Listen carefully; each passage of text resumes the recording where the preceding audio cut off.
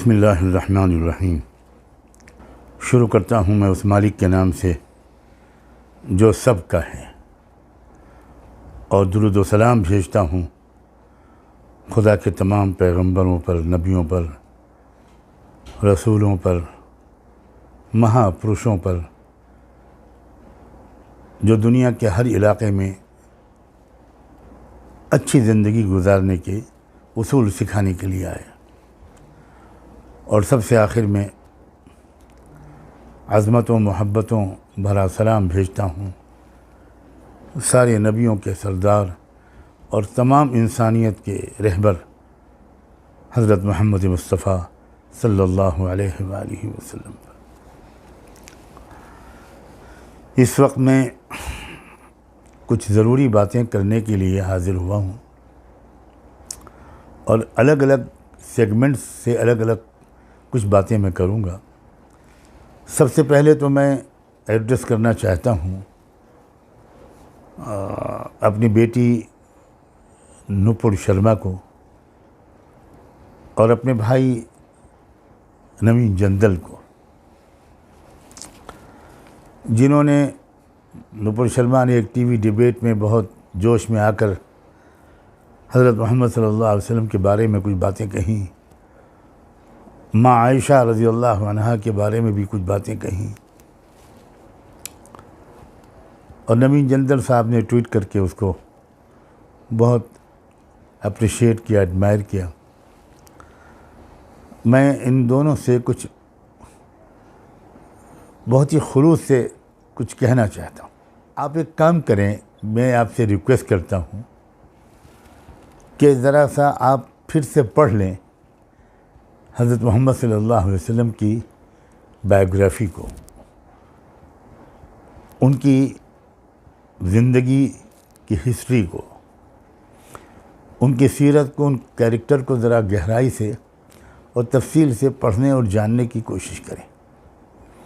और direct sources से पढ़ें, किसी इनडायरेक्ट सोर्सेज से या बायस किस्म के लोगों की ज़ुबानी किसी के बारे में कोई सही मालूमात मिल जाएं, ये ज़रूरी नहीं हुआ करता।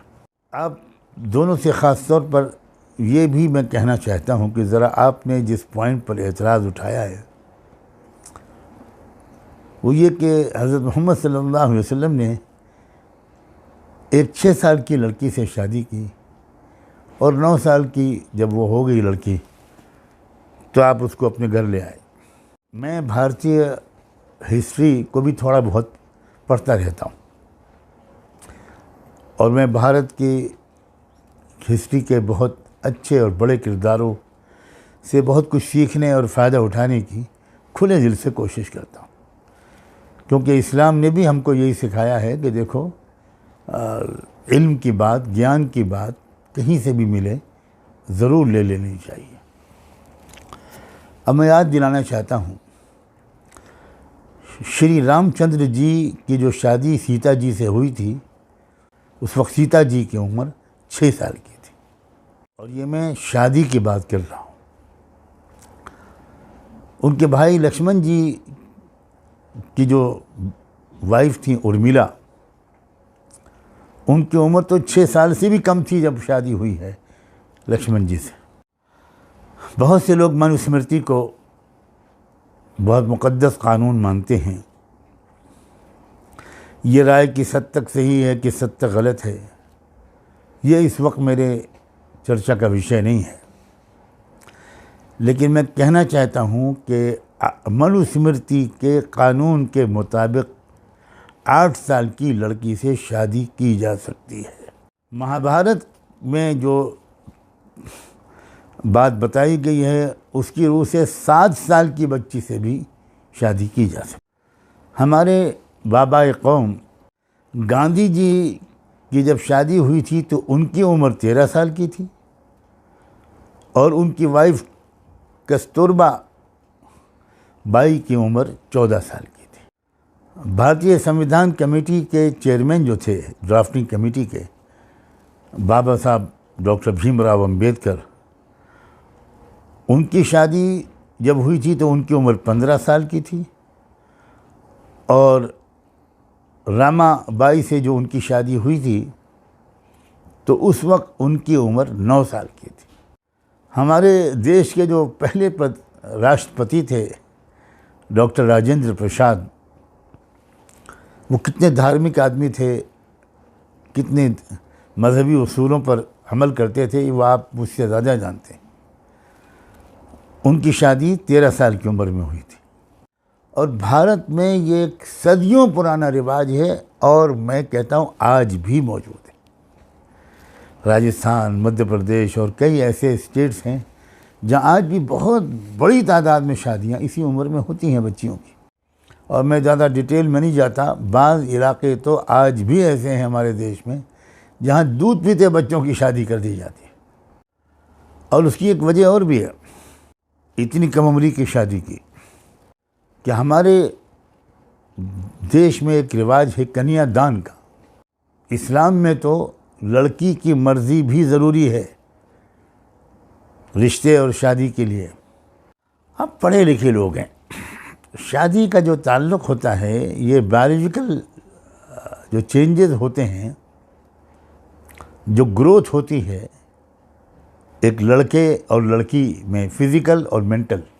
अब अगर लड़की को मेंसेस आने लगते हैं, मंथली पीरियड शुरू हो जाता है, तो उसको मेडिकल पॉइंट ऑफ व्यू से शादी के लिए फ़िट माना जाता है।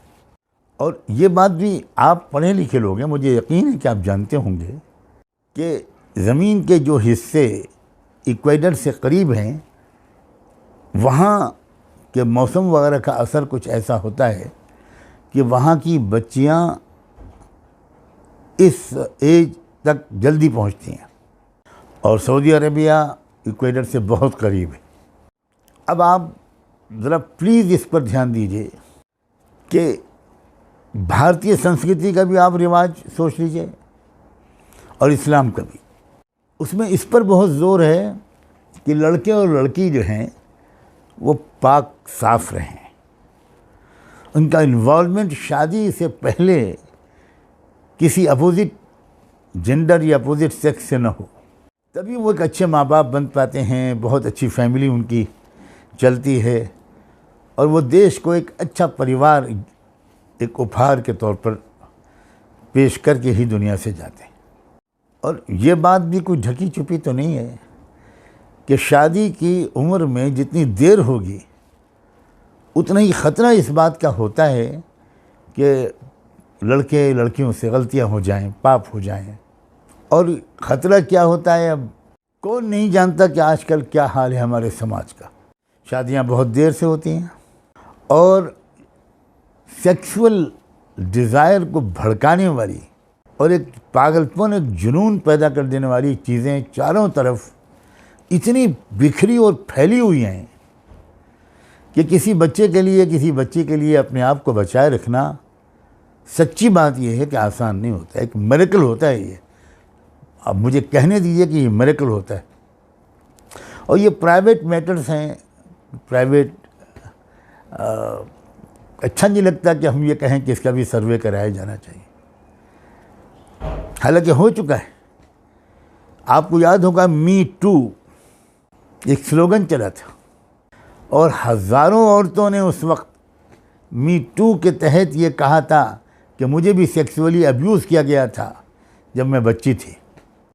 अब ये फ़ैसला करना आप दोनों का भी है, मैं छोड़ता हूँ और सब सुनने वालियों को कि शादी के पवित्र बंधन में बंध जाने के बाद अपने रिश्ते कायम करना ये ज़्यादा बेहतर है या इधर उधर मुंह मारना, ताक झांक करना, लड़कियों को परेशान करना, हरेस करना, रेप करना, ये सब ये ज़्यादा बेहतर चीज़ है। क्या चीज़ ज़्यादा बेहतर है? क्या पसंद करेंगे आप अपने बच्चों और बच्चियों के लिए? क्या आप यकीन कीजिए, मैं सच कहता हूँ, मैं दिल की गहराइयों से बहुत मोहब्बत और सम्मान के साथ नुपुर शर्मा से भी बात कर रहा हूँ और नवीन जिंदल से भी बात कर रहा हूँ। हमें एक दूसरे के लिए एक्सक्यूज़ तलाश करना चाहिए। मैं आपके लिए ये सोचता हूँ कि आपको मौका नहीं मिला ऑथेंटिक हिस्ट्री पढ़ने का और एक तरफ की 22 बातें आपके कान में पड़ी और एक ख़ास राजनीतिक माहौल एक ख़ास किस्म की तहरीक जो बहुत ही नेगेटिव अंदाज की चल रही है देश में, उससे आप प्रभावित हुए और तभी तो आपको स्पोक्स पर्सन बनाया गया। अगरचे मैं इसी मौके पर बीजेपी की लीडरशिप को अप्रिशिएट करता हूँ कि उन्होंने आपको इस जिम्मेदारी से कुछ दिन के लिए हटा दिया। ये कदम काफ़ी है या नहीं, मैं फिर इस वक्त इसको नहीं छेड़ूंगा। क्या सरकार को भी इस सिलसिले में कुछ करना चाहिए या नहीं, ये पूरा देश ये इसका जवाब दे सकता है। मैं तो इस वक्त इस पर इम्फेसिस करूंगा कि प्लीज़ आप हज़रत मोहम्मद साहब को पढ़िए। नुपुर शर्मा बेटी, मैं आप में बड़े उम्र का फ़ायदा उठाकर मैं तुमको बेटी कह रहा हूँ, बुरा ना मानना। मैंने तुम्हारा एक असल में इंटरव्यू देखा जिसमें तुमने ये कहा है कि 80,000, 70,000, 1,00,000 मुझे लाइफ थ्रेट्स आ रहे हैं, गालियाँ आ रही हैं। तुमने इसमें ये भी कहा कि अभी कोई स्कॉलर लोग आते मुझसे बात करते। थैंक यू वेरी मच, मैं बहुत शुक्रगुजार हूँ तुम्हारे इन कमेंट्स का, और इसी ने मुझे इनकरेज किया कि नहीं, बात की जा सकती है, बात करनी चाहिए। मैं बहुत पॉजिटिव अंदाज से ये बात कर रहा हूँ। कुछ अच्छे और किताबें भी पढ़ो, खुद कंपेयर करो। मैं नहीं कहता कि तुम एक तरफ की किताबें पढ़ो, तुम कंपेयर करो। क्या वजह है कि दुनिया के बड़े से बड़े राइटर्स ने, जो मुसलमान नहीं थे, लीडर्स ने माना है Muhammad is the greatest man on this earth. क्या नहीं याद है बेटी आपको कि जब स्वराज कायम होने लगा था, पूरी आज़ादी मिलने से पहले, तो उस वक्त तो गांधी जी ने एक चिट्ठी लिखी थी उन सूबों के चीफ मिनिस्टर्स में जहाँ कांग्रेस इलेक्शन जीती थी कि देखो, अगर स्वराज सचमुच कायम करना चाहते हो तो मोहम्मद के जो 2 जानशीन थे, खलीफा अबू बकर और उमर, उन्होंने जिस तरह राज किया था उस तरह राज जब करोगे तब भारत में स्वराज कायम होगा। कोई बात तो थी कि जिसकी वजह से लोग ये बात सब मानते थे। ये मैं नहीं कहता कि मोहम्मद साहब तन्हा एक बड़ी शख्सियत गुजरे हैं, नहीं, बिल्कुल नहीं, बिल्कुल नहीं। बहुत बड़ी तादाद में दुनिया में लोग ऐसे आए हैं, अच्छे इंसान, और हमें उन अच्छे इंसानों की अच्छाइयों को रिकॉग्नाइज़ करना चाहिए, उनकी अच्छी तालीमात को कबूल करना चाहिए। शादी की उम्र ही की बात चल रही है तो मैं एक बात और ऐड करूं।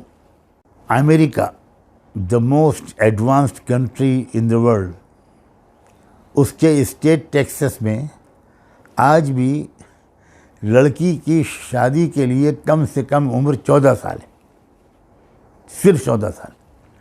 देखो, वोटिंग राइट की उम्र अलग होती है, शादी की उम्र अलग होती है। रोमन एम्पायर में जो लड़की की एवरेज उम्र थी शादी के लिए वो 12 साल थी।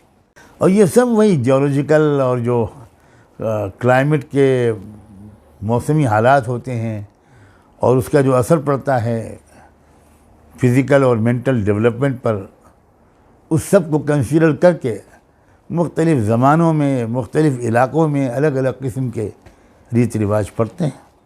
तो भाई, अगर तुमने ये कहा था कि कुछ स्कॉलर लोग आते, मैं अगर बीमार न होता, मैं भी 3-4 हफ्ते हॉस्पिटल में रहकर आया हूँ, तो शायद मैं तो तुमसे चलकर मिलने के लिए आता, तुमसे कहता कुछ समय दे दो, मैं तुमसे कुछ बात करना चाहता हूँ। फिर दोहराता हूँ, हज़रत आयशा की लाइफ हिस्ट्री को पढ़ो, क्या जीनियस औरत थी। अब प्लीज़ सोचो, अगर हुजूर पाक हज़रत मोहम्मद सल्लल्लाहु अलैहि वसल्लम वो सेक्सुअली इस कदर दीवाने थे, अल्लाह माफ़ करे मुझको, तो पहली शादी उन्होंने किससे की? अपने से 15 साल पहली उस औरत से जो विडो थी, जो 2 बार विडो हो चुकी थी। वो खुद 25 ईयर्स के थे, यंग नौजवान, और खदीजा 40 साल की थी। आप सोचो कि सेक्सुअल डिज़ायर 25 साल की उम्र में ज़्यादा होती है या 50 प्लस में ज़्यादा होती है। असल में जो बुलंद शख्सियत थी हज़रत मोहम्मद साहब की, उनकी बुलंदियों तक हम लोग पहुंच नहीं पा रहे हैं। वो एक ऐसे मिशनरी इंसान थे और वो इस तरह समाज को सुधारने की कोशिशों में थक दिन रात मेहनत करते थे कि उन्होंने शादी जैसे प्राइवेट मैटर को भी अपनी मिशन का एक ज़रिया बनाया था। और वाकई शादी सिर्फ उसका एक ही पहलू नहीं है। शादी बहुत से लोग असल में जब कोई लाइफ पार्टनर चुनते हैं तो उनके सामने कुछ बहुत बड़े बड़े नोबल कॉजेज़ होते हैं कि मैं ऐसी लड़की से शादी करूं जो समाज में गुर्बत के मिटाने में मेरी मदद करे, समाज की जहालत और सुपरस्टिशन से दूर करने में, समाज में ज्ञान फैलाने में, समाज को क्राइम्स से दूर रखने की जो जिहाद में कर रहा हूँ उसमें मेरा साथ दे। तो कुछ लोग ऐसे भी होते हैं, आज भी हैं ऐसे लोग। अब अगर दुनिया में कुछ लोग शादी को सिर्फ इश्क और हुस्न का रिश्ता समझते हैं और सिर्फ एक एनिमल इंस्टिंक्ट जो होती है उसको पूरा करने की का एक सोर्स समझते हैं, तो वो शायद इतनी ऊंची बातों को न समझ सकें। हज़रत मोहम्मद साहब ने, आप सोचो कि हज़रत खदीजा की ज़िंदगी में कोई दूसरी शादी नहीं की। हालत ये थी कि ऑफ़र किए जा रहे थे बार बार अरब की लीडरशिप कि ये आप जो हमसे कहते हो कि एक खुदा की बंदगी करो, ये कहना छोड़ दो, हमारी बेहतरीन लड़कियां हम तुमको पेश करते हैं। अगर मसला सेक्स का होता तो आप उस वक्त उन लड़कियों के उस पेशकश को, उस ऑफ़र को कबूल कर लेते। फिर उसके बाद जब आपने शादियां की तो किस लिए की, किन औरतों से की? जो काफ़ी उम्र की थी और या डिवोर्सी थी या ज़्यादातर विडो थी, और आपने इस तरह एक रिलेशन बनाया उन मुख्तलिफ़ कौमों से, समाजों से, मुख्तलिफ़ ट्राइब से, ताकि वो लोग घर के अंदर की प्राइवेट ज़िंदगी को भी देखकर उनको यकीन करना आसान हो कि मोहम्मद झूठ नहीं बोल रहे। जब उनकी बेटी खुद बताएगी, ज्यूज़ के जो सुप्रीम कमांडर था उसकी बेटी हज़रत सफ़िया से अल्लाह के रसूल ने शादी की। सोचो ज़रा। और उसके नतीजा क्या हुआ कि किसने बड़े पैमाने पर ये बात फैली कि भाई ये गलत प्रोपेगेंडा है कि मोहम्मद ऐसे हैं वैसे हैं, मोहम्मद बिल्कुल सच्चे हैं। तो भाई एक ये मैं आप लोगों से कहना चाहता हूँ।